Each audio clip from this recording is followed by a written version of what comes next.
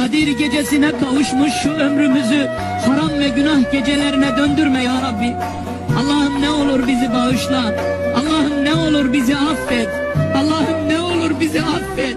Allah'ım Müslümanlara yardım eyle. Allah'ım müminlere yardım eyle. Sahipsiz kaldık ya Rabbi. Kimimiz nefsimizin kölesi, kimimiz öfkemizin kölesi, kimimiz hırsımızın kölesi, kimimiz paramızın kölesi, kimimiz dünyanın kölesi. Maskara maymunlara döndük ya Rabbi. Ya Rabbi, Kadir gecesi olmayacaksa bu ne zaman olacak? Kadir gecesi düzelmeyecekse bizim hayatımız başka hangi gün düzelir? Bu gece bizi düzelt ya Rabbi. Bu gece bizi doğru yola ilet ya Rabbi. Sapmayan ve saptırmayan bir yol nasip eyle.